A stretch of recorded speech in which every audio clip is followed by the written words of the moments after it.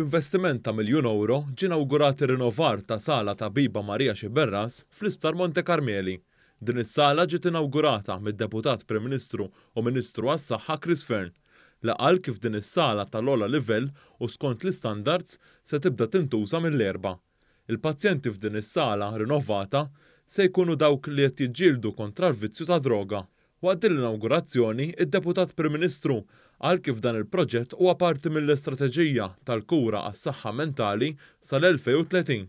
Qal kif waħda mill-prijoritajiet ta' din l-istrateġija hija li l-pazjenti jieħdu l-kura fil-komunità fejn żied jgħid kif 223 pazjent minn dan l-isptar diġà ġew rilokati f'ċentri fil-komunità. Id-Deputat Prim Ministru saħaq kif dawk li għadhom f'dan l-isptar jixraqilhom l-aħjar trattament. Din hija xempju ta' kif ħajkun il-komplement tal-isptar. Bħalissa għaddej xogħol kbir ġewwa Monte Carmeli bħala parti mill-proġett tagħna fejxa ta' 4 snin biex nirrinnovaw dan l-isptar.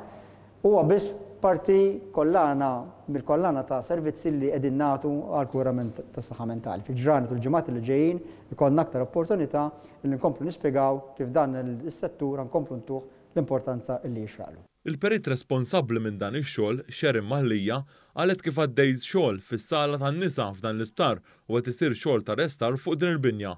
Waqt din il-konferenza tal-aħbarijiet, Clifford Farrugia mill-Fondazzjoni tas-Servizzi Mediċi qal kif bis-swit l-Isptar Mater Dei se jkun hemm sptar psikjatriku. Intqal kif bħalissa qed issir analiżi tal-offerti għad-disin ta' dan l-isptar li se jkollu 120 sodda fit-8 swali. Dan l-isptar mistenni jkun lest fi żmien 4 snin u mistenni jiswa €64 miljun.